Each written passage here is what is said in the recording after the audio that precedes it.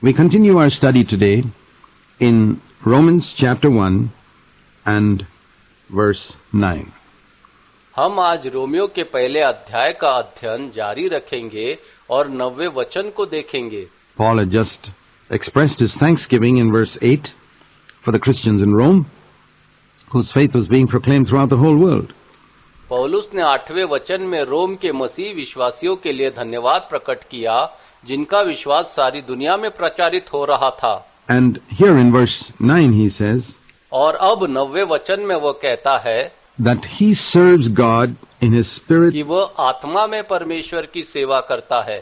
and he says God whom he serves in his spirit वह कहता है कि परमेश्वर जिसकी सेवा वह आत्मा में करता है, in the preaching of the gospel of his Son is my witness as to how unceasingly I make mention of you always in my prayers. परमेश्वर के पुत्र के सुसमाचार के प्रचार में वह मेरे गवाह है कि मैं तुम्हारा कितना बार बार स्मरण करता हूँ और अपनी प्रार्थनाओं में सदा तुम्हारे लिए निवेदन करता हूँ.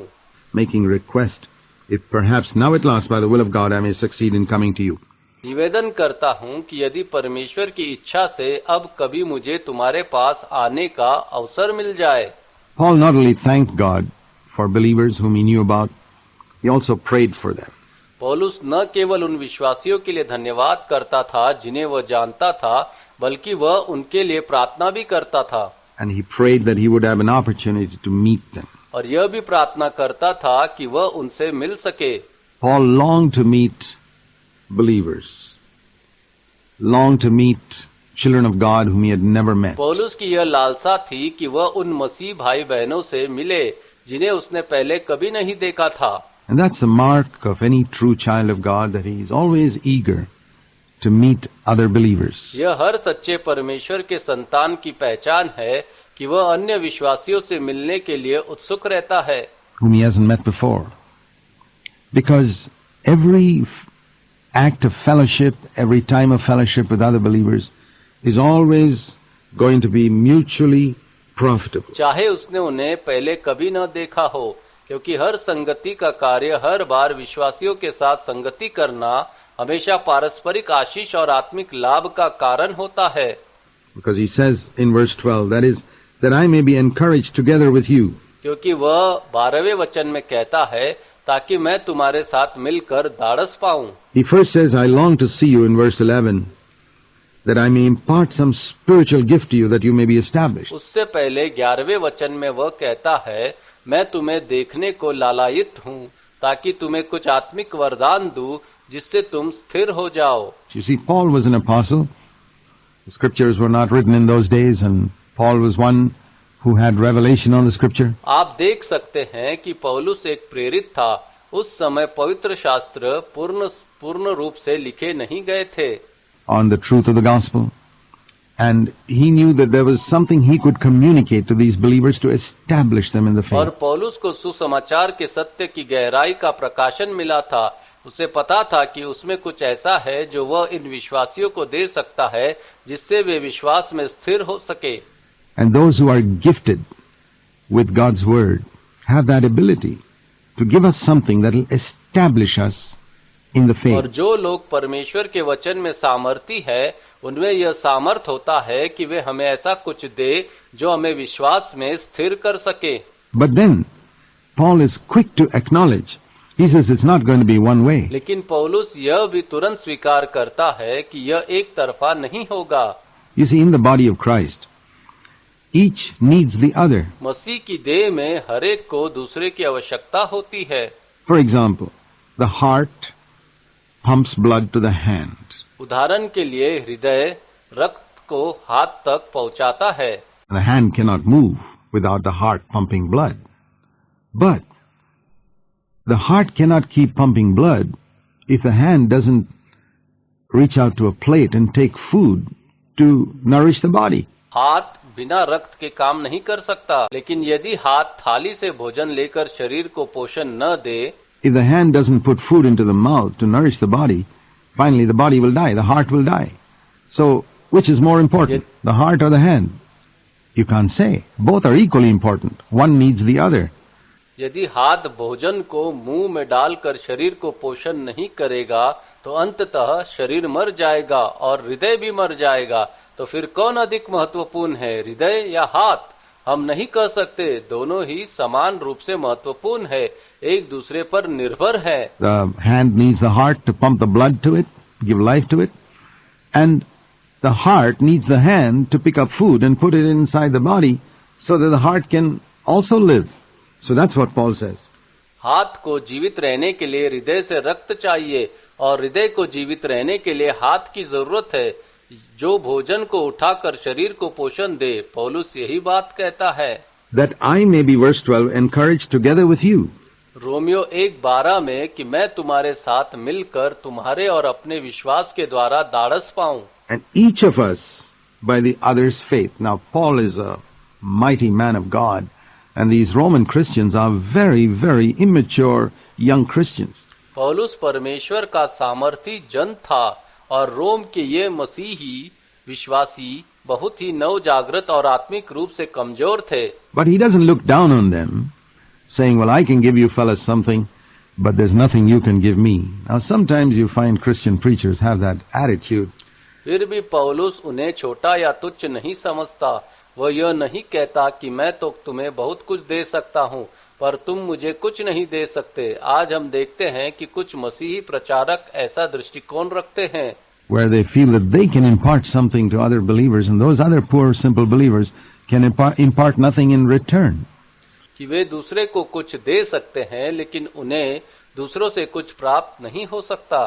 But that's not true. Paul says that I will be encouraged by your faith. लेकिन यह सत्य नहीं है। पौलुस कहता है, मैं तुम्हारे विश्वास में दाढ़स पाऊंगा। And a true man of God will always acknowledge that he gets encouragement from the faith of other simple young believers.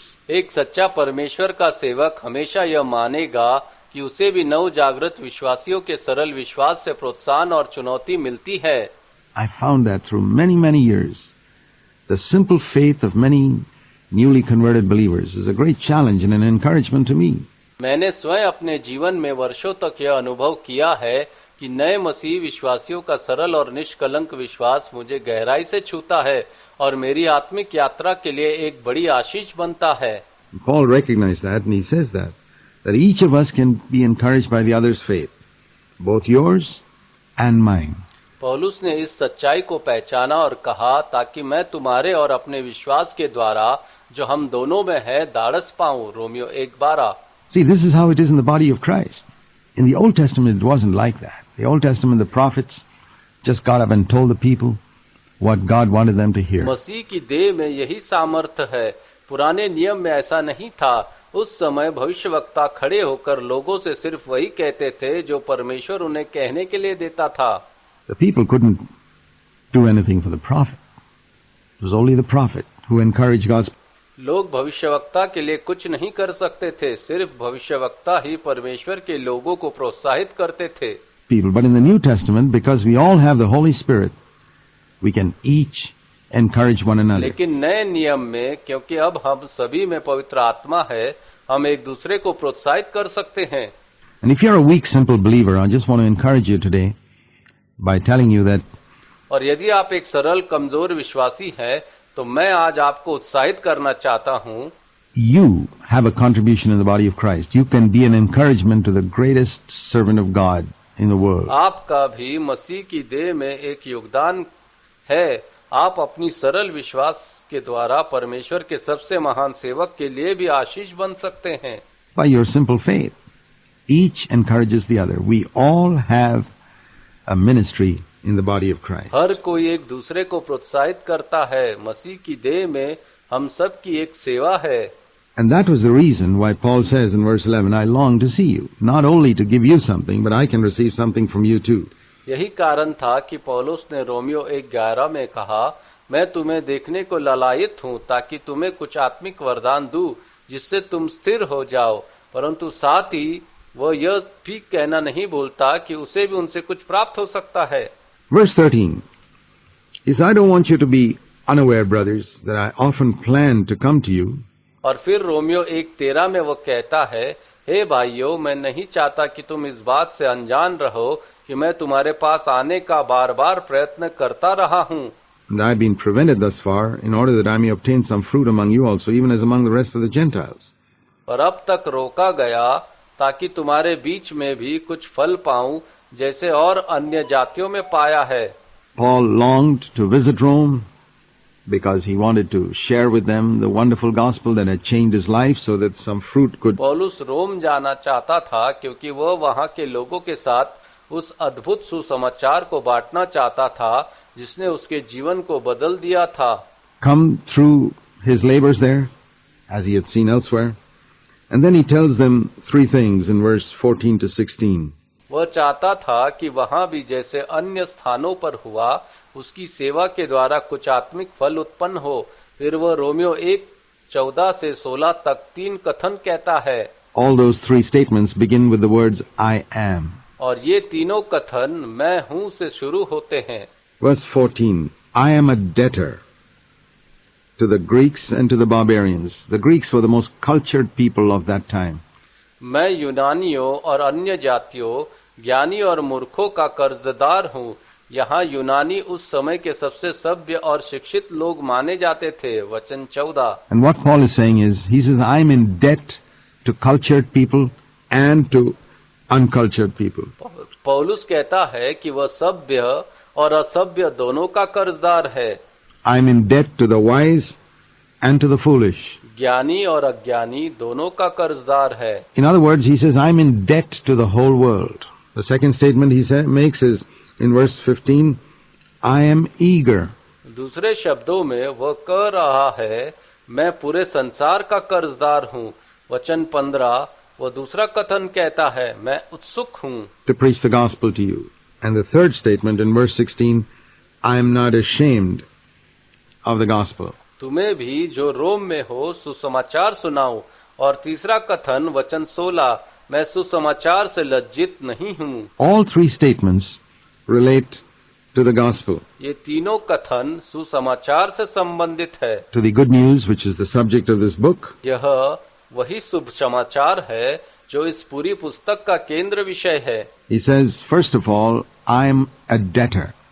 When the Lord Jesus gave Paul the gospel, the good news, पौलुस कहता है कि जब प्रभु यीशु ने उसे सुसमाचार दिया तो उसी क्षण वह पूरी दुनिया का कर्जदार बन गया। what does that mean? To use an illustration, यह क्या अर्थ रखता है? एक उदाहरण के माध्यम से इसे समझा जा सकता है। we know in our country how postmen come around house to house delivering money orders.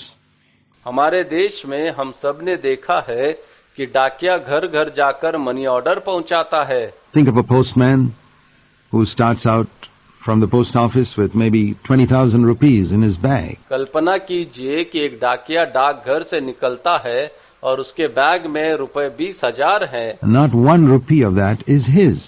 उसमें से एक भी रुपया उसका अपना नहीं है। Those are all money orders that he has to deliver to many homes in his beat during that day.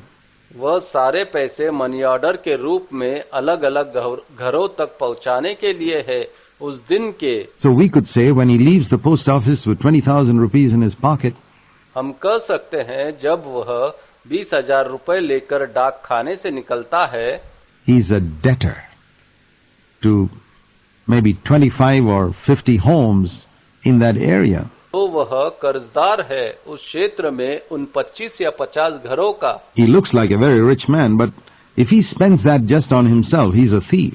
जब वह डाक घर से निकलता है तो बाहर से देखने में वह बहुत अमीर लगता है, पर अगर वो उन पैसों को अपने ऊपर खर्च कर ले तो वह डाकिया नहीं चोर कहलाएगा। The money was given to him by the post office to be passed on to others. वो पैसे उसे देने के लिए दिए गए थे, रखने के लिए नहीं। Okay, now let's apply this to the gospel.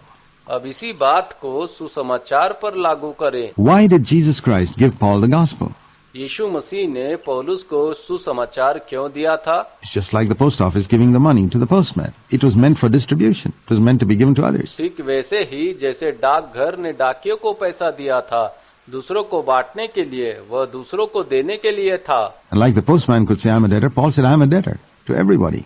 Why did Jesus Christ give you the gospel? जैसे डाकिया एक कर्जदार था, पौलुस कहता है मैं सब लोगों का कर्जदार हूँ। यीशु मसीह ने आपको क्यों सुसमाचार दिया है? Have you recognized that? Is it only for you? No. क्या आपने कभी इस पर विचार किया है? क्या वह केवल आपके लिए है? नहीं।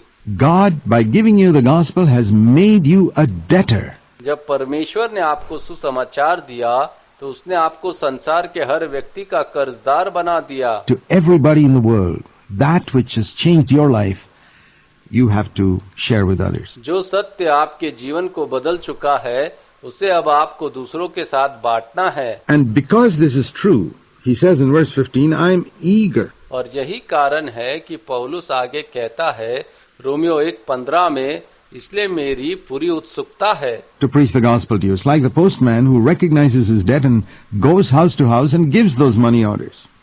मैं तुम्हें भी जो रोम में हो सुसमाचार सुनाऊं, जैसा एक सच्चा डाकिया अपना कर्तव्य पहचानता है और हर घर जाकर मनी ऑर्डर बांटता है। In the same way, Paul says, God's given me something, and I'm just eager to come and pass it on to you, what God's given to me. उसी प्रकार पौलुस कहता है परमेश्वर ने मुझे कुछ दिया है और मैं बस यही चाहता हूँ कि जो कुछ उसने मुझे दिया है मैं तुम्हें बांट सकूं। I'm not doing you a favor. You don't even have to thank me for it. I'm just doing my duty, just like the postman's doing his duty to the post office. मैं कोई उपकार नहीं कर रहा हूँ, तुम्हें मुझे धन्यवाद देने की भी आवश्यकता नहीं। मैं तो सिर्फ अपना कर्तव्य निभा रहा हूँ, जैसे एक डाकिया डाकघर के प्रति अपनी जिम्मेदारी निभाता है। Paul says, I'm doing my duty to God, and I'm very eager to clear this debt. पौलुस कहता है मैं परमेश्वर के प्रति अपने कर्तव्य को निभा रहा हूँ और मैं इस कर्ज को चुकाने के लिए अत्यंत उत्सुक हूँ। You know, the Bible says that we should not owe anybody anything. He says that later on in Romans 13 and verse 8. Bible हमें सिखाती है किसी के भी किसी बात के ऋणी न रहो। Romeo 13:8। What is it we owe to people even when we don't owe them money? पर एक ऐसा ऋण है जो हमारे ऊपर है, भले ही वो पैसे का ऋण न हो। We owe them the gospel. Do you know that Christ died for your sins? Do you know that all your sins can be blotted out? हम सुसमाचार के ऋणी हैं। क्या आप जानते हैं कि मसीह ने आपके पापों के लिए प्राण दिए? क्या आप जानते हैं कि उसके लहू के द्वारा आपके सारे पाप मिटाए जा सकते हैं? By the blood of Jesus? Well, you have to tell others who don't know about that. You're in debt. तो आपको यह उन लोगों को भी बताना है जो यह नहीं जानते, क्योंकि आप उनके प्रति ऋणी हैं। That's why we must be eager to preach that to others. And the third thing he says is, I'm not ashamed of the gospel. इसलिए हमें सुसमाचार सुनाने के लिए उत्सुक रहना चाहिए। और फिर तीसरा कथन वो कहता है मैं सुसमाचार से लज्जित नहीं हूँ। Because it's the power of God into salvation. क्योंकि यह उद्धार के लिए परमेश्वर की सामर्थ्य है। Notice he says there that the gospel is not just a message. It's not a doctrine. It's a power. देखिए वह वहाँ कहता है सुसमाचार केवल एक संदेश नहीं है, यह कोई सिद्धांत मात्र नहीं है, यह तो परमेश्वर की सामर्थ्य है। Like electric power that lights up a room. He says it's lit up my life. It's changed my life. It's driven out the darkness. जैसे बिजली एक कमरे को रोशनी से भर देती है, वैसे ही यह सुसमाचार मेरे जीवन को रोशन कर चुका है। इसने मेरा जीवन बदल दिया है और मेरे भीतर की सारे अंधकार को दूर कर दिया है। It's made my life work like electricity makes gadgets to work as soon as the power comes on. पौलुस कहता है यह सुसमाचार मेरे जीवन को कार्यशील बना देता है, जैसे बिजली आने पर उपकरण काम करने लगते हैं। He says it's a power. It's delivered me. It's brought salvation, freedom from sin, freedom from hell. यह एक सामर्थ्य है जिसने मुझे छुड़ाया है, पाप से छुटकारा, नरक से मुक्ति, Freedom from the grave, etc. The power of the grave to everyone who believes. It's not only for me, it's for you. कब्र की शक्ति से स्वतंत्रता, यह हर किसी के लिए है जो इस पर विश्वास करता है, केवल मेरे लिए नहीं, यह आपके लिए भी है। Jew first, Greek, everybody. यह यहूदियों के लिए पहले है, फिर अन्य जातियों के लिए, यह सबके लिए है। This is our calling. Let's also say, यह हमारा बुलावा भी है। आइए हम भी पौलुस की तरह कहें, I'm a debtor, therefore I'm eager, and I'm not ashamed to preach this gospel to you because it's the power of God. Amen. मैं कर्जदार हूँ, इसलिए मैं उत्सुक हूँ और मैं सुसमाचार से लज्जित नहीं हूँ, क्योंकि यह परमेश्वर की सामर्थ्य है उद्धार के लिए। आमीन।